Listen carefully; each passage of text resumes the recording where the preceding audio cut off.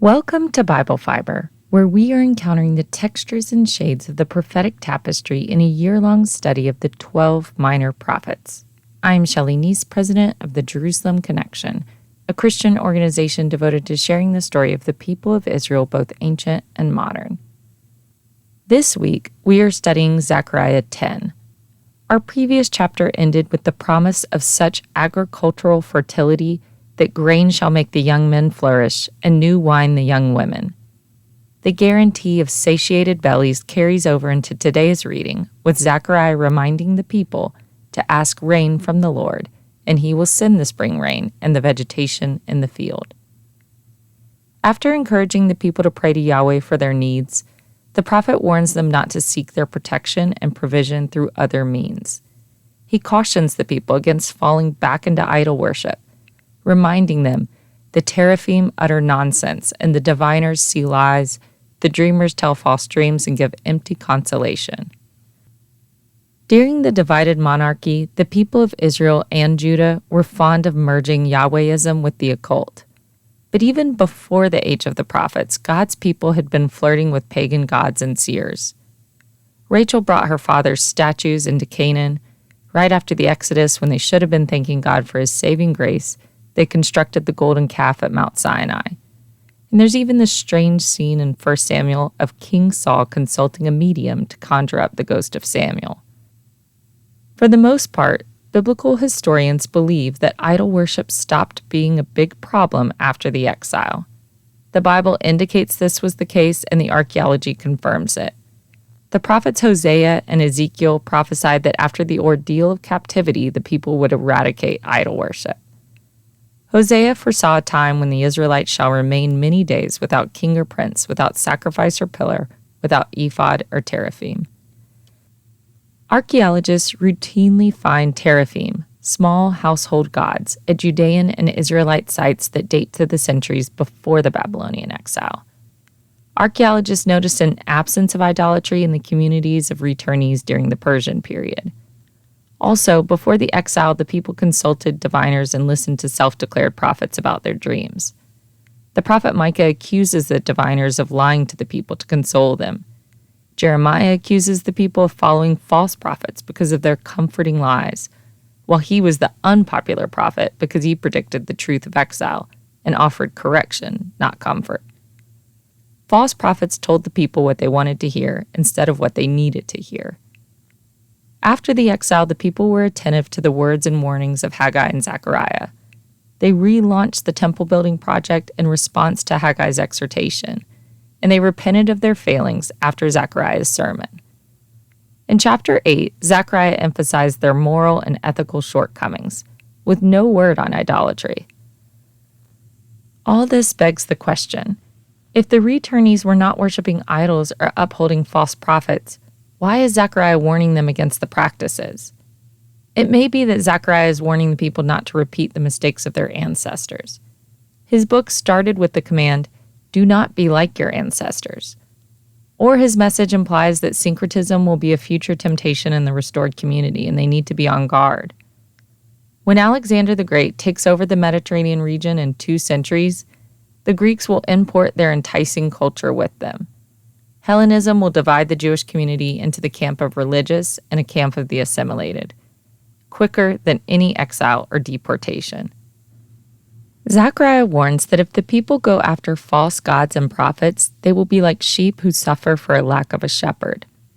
Chapter 9 started the sheep and shepherd imagery by describing God's people as the flock. The rest of the book continues with the sheep motif. God says his anger is hot against the shepherds.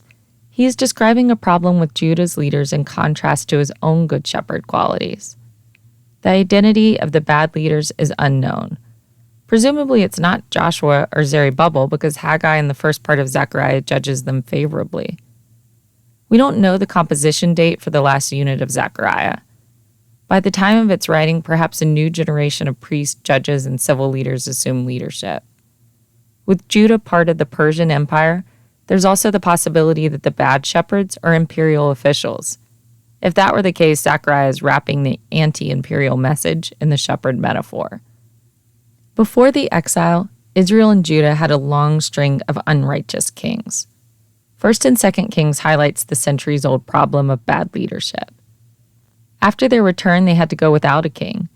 Still, Zechariah promises to raise up human leaders capable of reviving the nation. The cornerstone, peg, and battle bow passage is difficult to interpret, but all three are likely designations for future empowered leaders or messianic titles. The peg may apply to a leader who will uphold the lineage of David. The prophet Isaiah portrayed Eliakim, son of Hilkiah, as the critical peg propping up the royal household before the Assyrian attack. The battle bow is likely alluding to a successful military leader for Judah. The cornerstone is the title that has the most obvious messianic applications. A cornerstone is the stone laid where two walls meet, so it's critical to the integrity of a structure, and must be large and strong enough to withstand the weight. The prophet Isaiah is responsible for popularizing cornerstone as a messianic title. Isaiah wrote, "See, I am laying in Zion a foundation stone, a tested stone, a precious cornerstone, a sure foundation."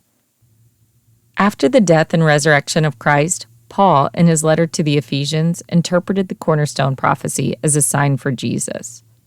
Paul wrote, "Built upon the foundation of the apostles and prophets, with Christ Jesus himself as the cornerstone. In him the whole structure is joined together and grows into a holy temple in the Lord." Zechariah predicts total transformation for Judah from a flock of scattered sheep to a proud war horse. Zechariah describes them as stirring up dust and shaming their enemies in battle. The source of their newfound military power is Yahweh. Zechariah says, "Since the Lord is with them as they fight, they will overthrow even the enemy's horsemen." For the last 6 verses in Zechariah 10, the prophet turns his attention from Judah and focuses on the promises pertaining to Israel. He says, "I will strengthen the house of Judah, and I will save the house of Joseph." The house of Joseph is another name for Israel, the 10 tribes that made up the northern kingdom. Probably one of the most common points of confusion for Christians reading the Hebrew Scriptures is misunderstanding the various names for the northern kingdom. Zechariah uses all the labels interchangeably: Israel, Ephraim, and house of Joseph. When the northern and southern kingdoms split in 931 BCE, after the death of Solomon, the 10 tribes of the north became known as Israel. The 2 tribes in the south became known as Judah because Judah was bigger than the tribe of Benjamin. In the Hebrew Scriptures, Israel is another name for Ephraim. Ephraim was the largest and most important of the 10 northern tribes. The house of Joseph is synonymous with Ephraim because Joseph was the father of Ephraim and Manasseh. Ephraim was the younger of his 2 sons, but the recipient of the firstborn's blessings from Jacob. All the blessings given to Judah in verses 4 and 5 guaranteed military strength. All the promises given to Israel guarantee return and restoration.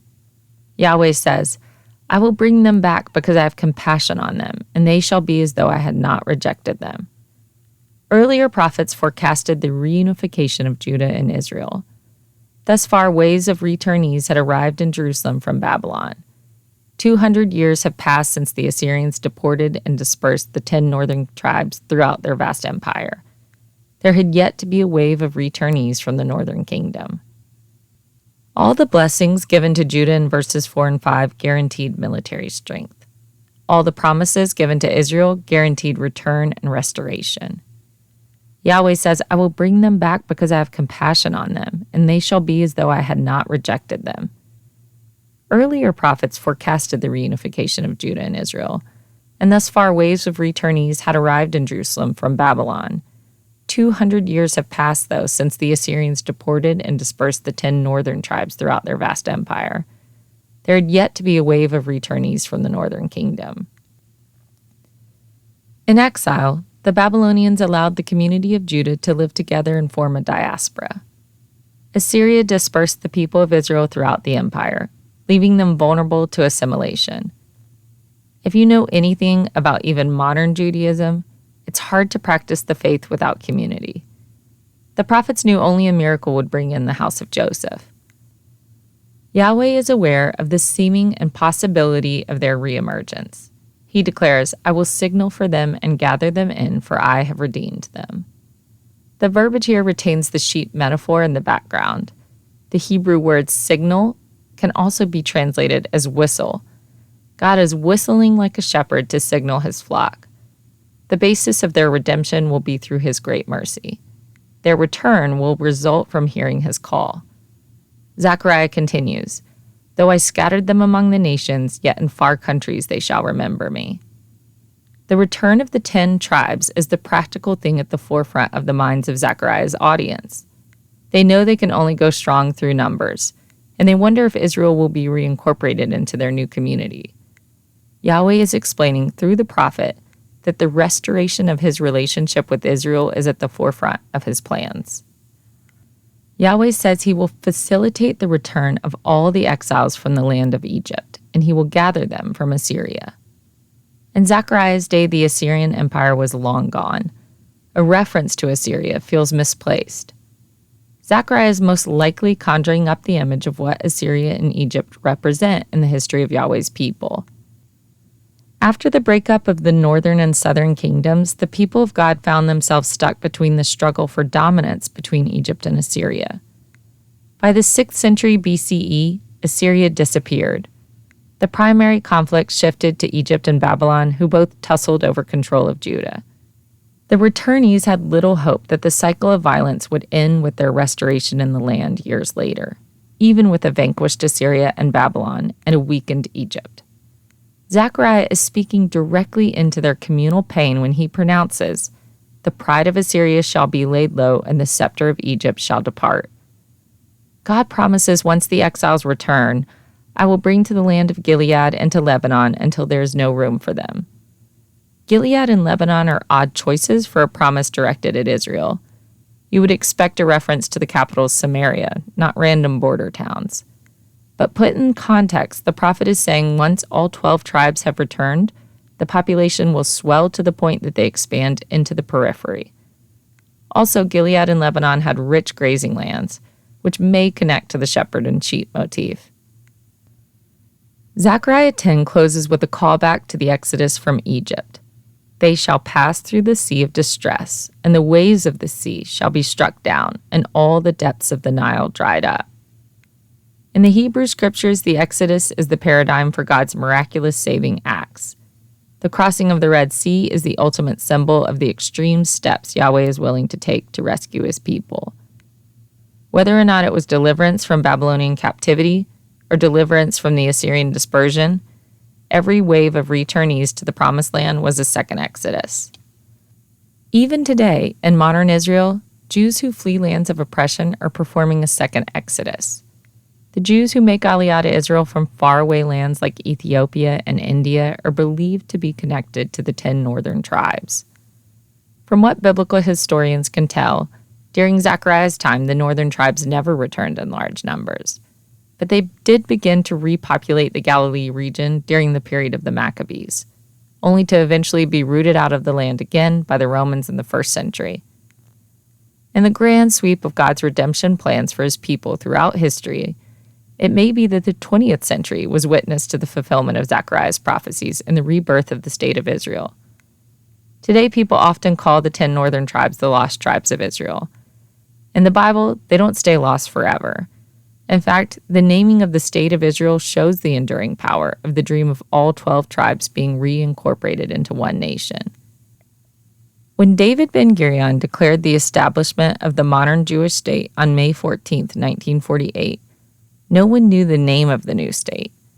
Possible names that floated around were the state of the Hebrews, Zion, Judah, Judea, or the land of Israel. They decided against Judea or Judah.